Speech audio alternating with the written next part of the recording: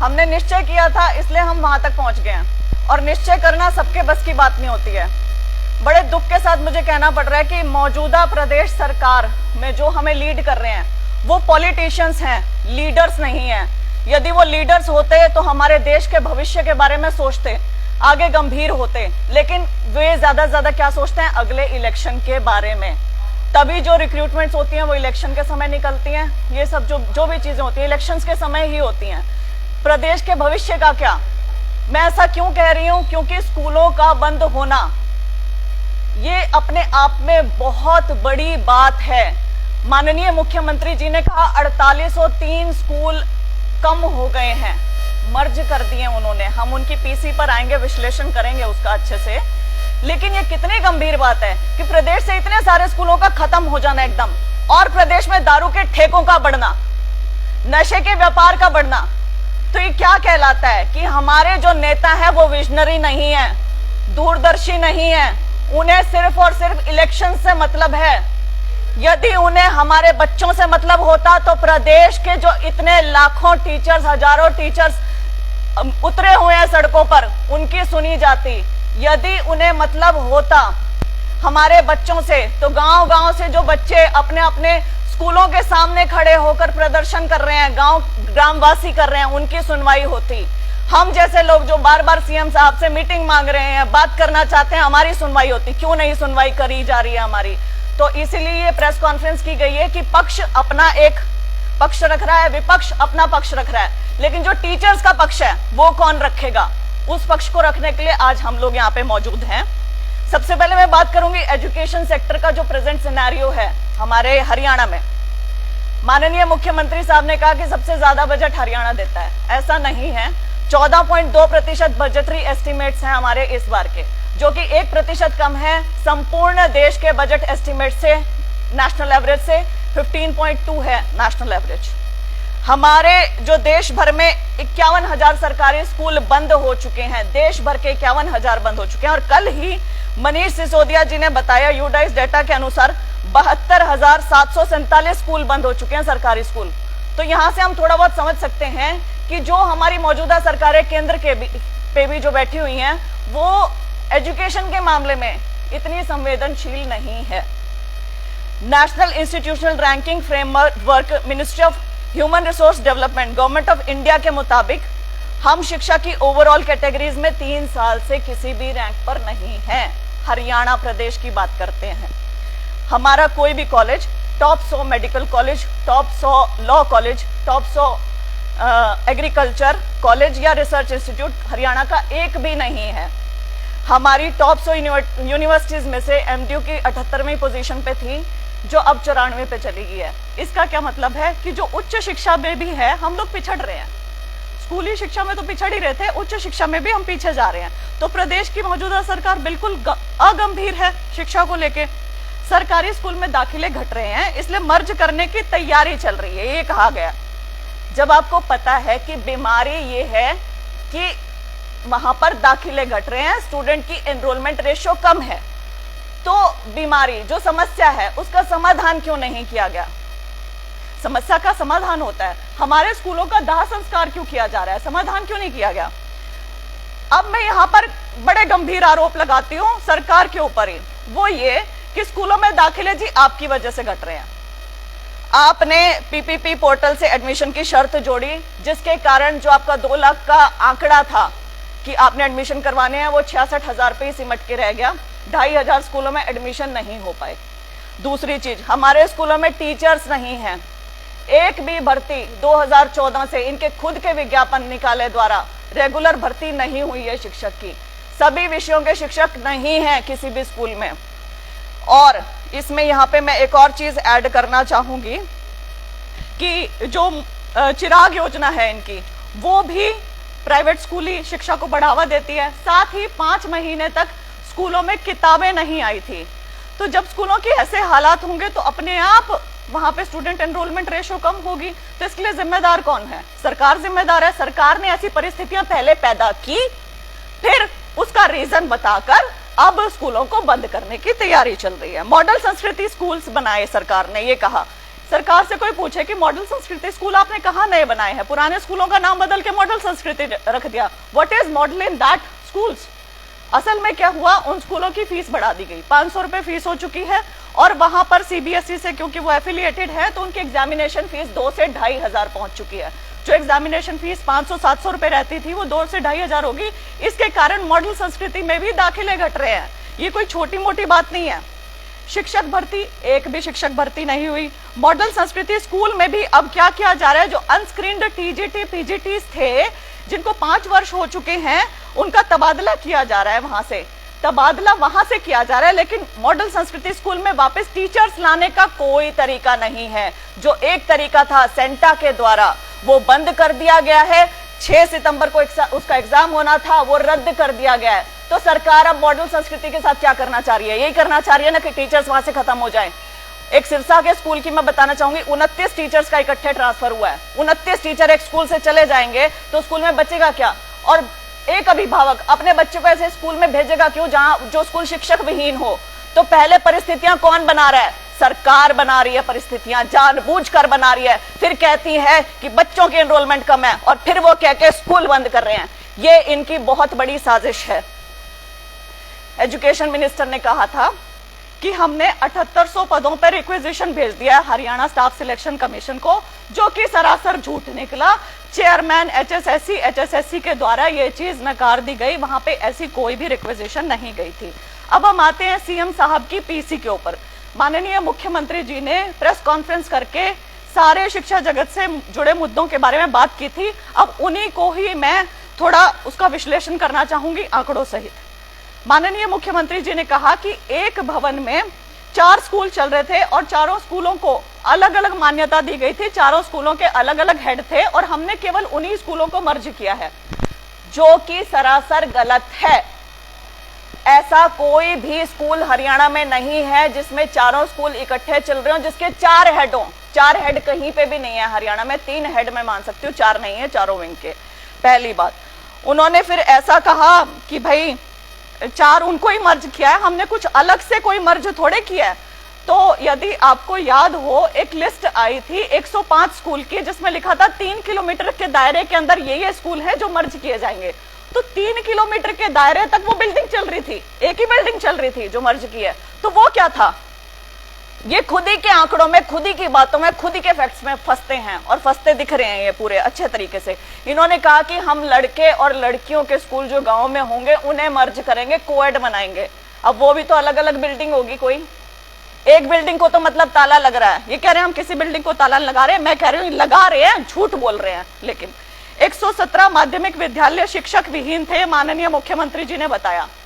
हम पूछे माननीय मुख्यमंत्री जी से कि 117 जो स्कूल थे वो शिक्षक विहीन क्यों थे, क्यों नहीं वहां पे कभी भी कोई भी शिक्षक मिला? इन्होंने अब जो स्कूल बंद किए हैं, सीनियर सेकेंडरी 2306 से 2304 कर दिए। सीनियर सेकेंडरी सबसे बड़ा स्कूल, प्राइमरी 4493 से 4184 कर दिए। अब यहां देखने और सोचने वाली बात है, जहां दाखिले की स्टेज होती है ना 4493 से 4184 कर देना, वही सबसे ज्यादा कम हुए। वहां कम क्यों हुए? क्योंकि सबसे पहले हम दाखिला कहाँ कराते हैं? सरकारी स्कूल में करवाएगा जो, वो आगे सरकारी में ही रखेगा। लेकिन अगर कोई प्राइमरी में प्राइवेट में करवा देगा तो आगे सरकारी में कहाँ रखेगा? कुल संख्या जो स्कूलों की है वो माननीय मुख्यमंत्री जी ने बताया 14,503 से 9,700 कर दी गई है। 4803 स्कूल बंद कर दिए गए हैं। ये छोटी मोटी बात नहीं है इतने स्कूलों का बंद होना। माननीय मुख्यमंत्री कहते हैं 8 साल में उन्होंने 120 स्कूल मर्ज किए। अब यहाँ पे हम आंकड़ों का खेल देखते हैं। 8 सालों में 120 स्कूल मर्ज किए हैं तो 4803 स्कूल बंद कैसे हो गए? ये गणित मुझे समझ में नहीं आया। 120 ही मर्ज किए इन्होंने तो 4803 कैसे खत्म हो गए? और उसमें भी कहते हैं कि 42 रीओपन कर दिए हैं। जब तुम एक ही बिल्डिंग में मर्ज कर रहे हो तो 42 रीओपन का कॉन्सेप्ट कहां से आ गया? ये कोई हमें समझाए। सरासर झूठ चल रहा है सरकार की तरफ से, सरासर बरगलाया जा रहा है, बेवकूफ बनाया जा रहा है। सोच रहे प्रदेश की जनता बेवकूफ है, हम जो भी बोल के चल जाएंगे वो मान लेंगे, लेकिन हम मानने वाले नहीं है। ट्रांसफर ड्राइव ये कहते हैं 2016 से हम लोग कर रहे हैं और सब लोग उसमें संतुष्ट हैं। लेकिन जिन्होंने ट्रांसफर ड्राइव में नो किया है उन लोगों का भी जबरदस्ती ट्रांसफर किया जा रहा है। पोस्ट केप्ट की जा रही है, साइंस स्ट्रीम को खत्म किया जा रहा है। पोस्ट केप्ट का मतलब ये होता है यदि एक स्कूल, जहां पर मान लीजिए कोई स्कूल है, यहाँ पे साइंस की पोस्ट केप्ट कर दी, इसका मतलब यहाँ से साइंस के टीचर का तबादला कहीं और तो हो जाएगा, लेकिन उस स्कूल में कोई और साइंस का टीचर नहीं आएगा। क्यों भाई, क्यों तुम ऐसे अलग अलग स्कूलों में अलग अलग चुन चुन के पोस्ट केप्ट कर रहे हो, चुन चुन के किसी किसी स्ट्रीम को खत्म करना चाह रहे हो? ऐसे ऐसे विषयों की पोस्ट केप्ट की गई है, साइंस की, मैथ्स की, हिंदी की, इंग्लिश की, जो सबसे जरूरी विषय होते हैं। मिडिल स्कूल तो खत्म जैसे कर दिए, सारी पोस्ट केप्ट कर दी है। 90% हाई स्कूल से लेक्चरर की पोस्ट खत्म हो चुकी है। पीसीबी जो हमारा फिजिक्स केमिस्ट्री बायोलॉजी होता है, फिजिक्स केमिस्ट्री मैथ्स होता है, जो सीनियर सेकेंडरी स्कूल में बच्चे रहते हैं ना 11वीं 12वीं में, वहां पे जानबूझ के 1 या 2 टीचर दिया जा रहा है, 3 टीचर नहीं दिए जा रहे। 3 टीचर दे देंगे तो स्ट्रीम चल जाएगी ना, स्ट्रीम खत्म भी तो करनी है। 2 टीचर दे दो, 1 दे दो, फिर वहां पे दाखिले अपने आप कम होंगे। दाखिले कम होने का हवाला देके तुम लोग ये कर लेना। उदाहरण मैं देती हूँ, ये कहते हैं ना बंद नहीं हुए।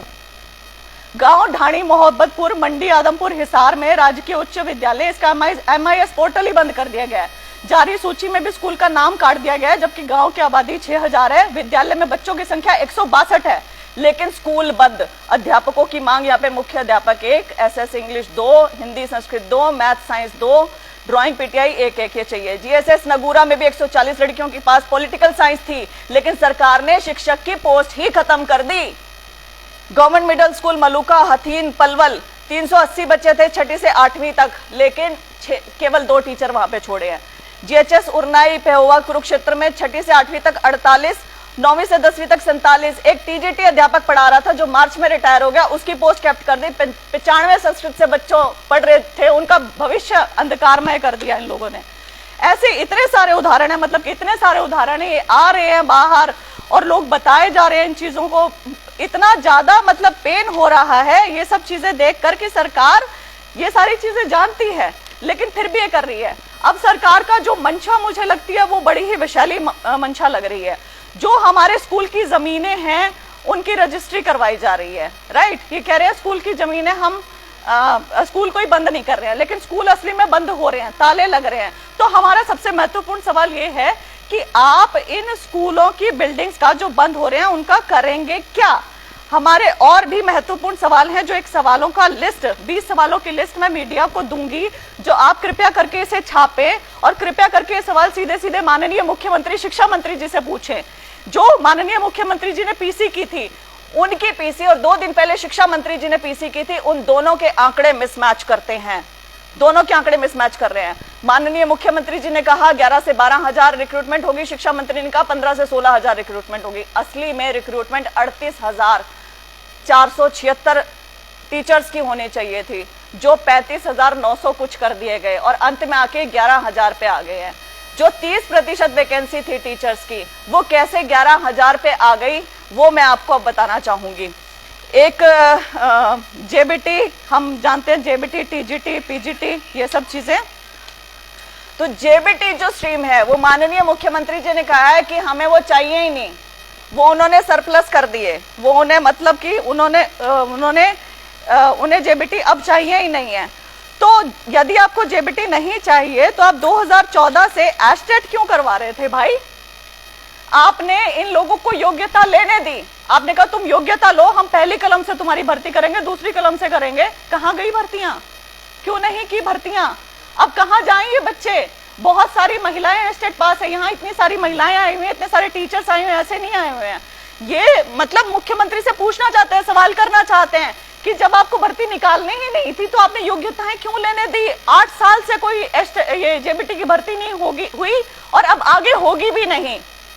ये बड़ा गंभीर मसला है। PGT का इन्होंने ऐसे ही किया, PGT का इन्होंने कहा कि भर्ती करेंगे, विड्रॉ कर लिया गया विज्ञापन, फिर उसके बाद अब कह रहे हैं HPSU से भर्ती करेगा, HSSC नहीं करेगा। लेकिन PGT की पहले वाली भर्तियां तो HSSC कर चुका है, 2006 में आप अमेंडमेंट निकाल चुके हैं। असल में इनका काम क्या है? भर्ती निकालो, भर्ती के फॉर्म के पैसे बटोरो और भर्ती रद्द करो। ये चीज चल रही है, ये मॉडस ऑपरेंडी है टीचर्स के साथ। शिक्षा जगत का सबसे ज्यादा बेड़ा गर्क कराया है इस सरकार ने। यहाँ पे ये लोग, माननीय मुख्यमंत्री जी ने एक आंकड़ा दिया था, 24,87,000 बच्चे पढ़ रहे हैं सरकारी स्कूलों में इस समय हरियाणा में, और टीचर्स जो कार्यरत हैं JBT, TGT, PGT plus guest teachers जो कार्यरत है 81,441 हैं। अगर हम डिवाइड करते हैं 24,87,000 को 81,441 से, तो रेशो आती है 30.53। ये यही कहते हैं कि 1:30 होना चाहिए टीचर प्यूपिल रेशो, 30 बच्चों पे एक टीचर होना चाहिए। ये अगर हम नॉर्मल समझाने की यदि मैं कोशिश करूं तो 5वीं क्लास तक 30 बच्चों पे एक टीचर चलेगा, क्योंकि एक टीचर सब बच्चों को हिंदी, इंग्लिश, मैथ्स, एसएस ये सब पढ़ा देगा। 6ठी क्लास से उस बच्चे को हिंदी का अलग टीचर चाहिए, इंग्लिश का अलग टीचर चाहिए, मैथ्स का अलग टीचर चाहिए, साइंस का अलग टीचर चाहिए, एसएस अलग चाहिए, पीटीडीपी अलग चाहिए, सब अलग अलग चाहिए। उसका रेशो आपने कैसे बना दिया? आपने 1:, सारे मतलब ऐसे निरे मूर्ख अनपढ़ बैठे हुए हैं क्या सरकार में कि सारे बच्चों के टोटल करके डिवाइडेड बाय सारे टीचर्स, और तुमने रेशो बना दी। इसका मतलब ये हुआ इनके हिसाब से 6ठी से 10वीं तक मैथ्स वाला टीचर ही हिंदी पढ़ा दे, इंग्लिश पढ़ा दे, साइंस भी पढ़ा दे, एसएस भी पढ़ा दे, पीटीआई भी वही करा दे, प्रिंसिपल भी वही बन जाए। ऐसे ही 11वीं 12वीं में यदि मैंने मेडिकल ले रखा है तो मुझे कॉमर्स वाला यदि टीचर असाइन होता है तो वो मुझे फिजिक्स भी पढ़ा दे, केमिस्ट्री पढ़ा दे, बायोलॉजी पढ़ा दे। तो ये क्या कहेंगे हम? निरे अनपढ़ मूर्खों की सरकार। क्यों ना नहीं समझ में आई ये चीजें, इतनी छोटी छोटी चीजें, इतनी छोटी छोटी बारीकी वाली चीजें। रैशनलाइजेशन वो बोलते हैं। I said these are non rational, unrational people बैठे हैं ये लोग सत्ता में, इन्हें ये इतनी छोटी सी चीज नहीं समझ में आ रही है, पोस्ट केप्ट की जा रही है। आप सरकार से एक सवाल करें कि हमारे यहाँ पर एक ऐसा क्लस्टर स्कूल बता दे जिसमें सभी विषयों के सभी टीचर मौजूद है। हरियाणा में एक ऐसा कोई क्लस्टर स्कूल बता दे हरियाणा सरकार जहां सभी विषयों के सभी टीचर्स हो। नहीं है मौजूद यहाँ पे। टीचर रिक्रूटमेंट क्यों नहीं? आपने रेगुलर रिक्रूटमेंट क्यों नहीं की? और अब उसका हवाला देके आप क्यों इन टीचर्स की, जो इतने सारे टीचर्स योग्यताएं लिए बैठे हैं, उनको आप खत्म करने के कगार पे चल पड़े हैं। 38,000 से 35,000, 35,000 से 11,000 होना ये छोटी बात नहीं है, जानबूझकर यहां तक लाया गया है। और मैं आपको ऑन कैमरा अभी बोलती हूं कि 11,000 की भी भर्ती पूरी करवा दे तो बहुत बड़ी बात होगी। हरियाणा कौशल रोजगार निगम के तहत शिक्षावीर लिए जाएंगे, दिहाड़ी पे शिक्षक लिए जाएंगे, बस रेगुलर भर्ती करवाना इस सरकार से मुझे तो नहीं लगता ये पॉसिबल है। असल मंशा तो ये है कि स्कूलों को बंद करना है, प्राइमरी स्कूलों को बंद करना, तभी प्राइमरी स्कूलों की सबसे ज्यादा संख्या घटाई गई है। सबसे पहले इनको बंद करना। यदि मैं आपको बिल्डिंग हायरार्की भी बताऊं ना इनकी, तो क्या होता है कि एक यूडाइस कोड होता है हर एक स्कूल का। यूडाइस होता है unified district information system for education. ये स्कूल की पहचान संख्या रहती है और ये हर एक प्राइमरी स्कूल की, चाहे वो किसी बड़े स्कूल के साथ हो चाहे वो अलग हो, अलग ही होती है। इसके बाद आता है मिडिल स्कूल, इसके बाद आता है हाई और सीनियर सेकेंडरी। यदि मिडिल स्कूल अलग है तो उसका यूडाइस कोड अलग होगा, किसी ऊपर वाले स्कूल के साथ है तो ऊपर वाले स्कूल का यूडाइस कोड चलेगा। ऐसे ही हाई, ऐसे ही सीनियर सेकेंडरी। तो यदि एक ही भवन में 4 विंग इन्होंने मर्ज की तो यूडाइस कोड तो एक ही चलना चाहिए उसका और प्राइमरी का अलग चलना चाहिए। 2 स्कूल होने चाहिए थे, आपने ऐसे अलग से 4-4 कैसे कर दिए? प्रदेश में सच में 4803 जो स्कूल बंद हुए हैं उनमें बहुत बड़ी संख्या ऐसे स्कूलों की है जिनको ताले लगने जा रहे हैं। और यहाँ मैं अनुरोध करूंगी हमारे प्रदेश की जनता से कि वो खड़े हों, इसके खिलाफ आवाज उठाएं। क्योंकि देखो, मैंने जैसे शुरू में बताया था कि हमें पॉलिटिशियंस रूल कर रहे हैं, लीडर नहीं रूल कर रहे हैं। इनको क्या चाहिए? इलेक्शन हमें अगला कैसे जीते, दैट्स इट, इसके अलावा और कुछ नहीं। लेकिन नुकसान किसका होगा? प्रदेश के बच्चों का, जो आगे हमारा भविष्य, उनका पीढ़ियों का नुकसान होने जा रहा है। एक स्कूल का बंद होना इतनी बड़ी मनहूसियत की बात होती है। 4803 स्कूलों को ताले लगना ये छोटी बात नहीं है और ये बहुत बड़ा इशू है। तो गांव-गांव से लोगों को इकट्ठे होना चाहिए, आगे आना चाहिए, बच्चों को आगे आना चाहिए। ये क्या चाह रहे हैं? ये बस जुगाड़ से काम चलाना चाह रहे हैं। इन्होंने, माननीय मुख्यमंत्री साहब की एक और स्टेटमेंट थी, मुझे ध्यान आ रही है, उन्होंने ये कहा था कि भाई सीनियर सेकेंडरी, पीजीटी, नीचे वाली छोटी क्लासेस को भी तो पढ़ा सकता है, क्या दिक्कत है? जुगाड़बाजी वाली कि एक टीचर से पूछा जाए कि वो दूसरा विषय कौन सा पढ़ा सकता है, ये भी जुगाड़बाजी। एक टीचर 4 विषय भी तो पढ़ा सकता है, जुगाड़बाजी। ये चीजें माननीय मुख्यमंत्री ने अपने मुख से बोली हैं, मुंह से बोली हैं। तो मैं उनसे कहना चाहूंगी कि एक टीचर तो जी पानी पिला सकता है, झाड़ू भी लगा सकता है, स्कूल में सारे काम कर सकता है, तो पीएन की भी जरूरत नहीं, क्लर्क की भी जरूरत नहीं। आप वो जेबीटी वाली पहली से 5वीं क्लास भी पढ़ा लेगा, क्या जरूरत है? एक पीजीटी रखो, सारा स्कूल संभाल लेगा, यदि जुगाड़ से ही काम करना है तो यदि मैं बायोलॉजी की टीचर हूं और मुझे कहा जाए हिस्ट्री पढ़ा लो, तुम दूसरा सब्जेक्ट कौन सा पढ़ा सकती हो? मैं बोलती हूँ हिस्ट्री पढ़ा लूंगी। तो क्या मैं एक हिस्ट्री के टीचर जितनी अच्छी हिस्ट्री पढ़ा पाऊंगी? मुझे कहा जाए हिंदी पढ़ा लो, इंग्लिश पढ़ा लो, मैथ पढ़ाओ, पढ़ाने को मैं पढ़ा लूंगी, लेकिन क्या वो उस बच्चे के साथ जो स्कूल में पढ़ने आया है उसके साथ न्याय होगा? ये बेहद अन्याय वाली बातें हैं जो की गई हैं और इतने ऊंचे स्तर से की जा रही हैं और वन साइडेड बस अपनी चीजें थोपी जा रही हैं कि हमने बोल दिया, हम सही, हम बढ़िया, हमने लागू कर दिया, हमसे बढ़िया और कोई नहीं है। अरे सामने किसी को बुला के बैठ के पूछ तो लीजिए, टीचर्स जो स्टेक होल्डर्स हैं उनसे पूछ तो लीजिए, जिनके बच्चे स्कूलों में पढ़ रहे हैं उनसे पूछ तो लीजिए कि उन्हें कैसा लग रहा है, क्या लग रहा है। अभी मेरे साथ ये राजेश पाल जी बैठे हैं, प्रदेश अध्यक्ष है जेबीटी के, ये आपको जेबीटी के थोड़ा बहुत बताना चाहेंगे, इनसे सुनिए।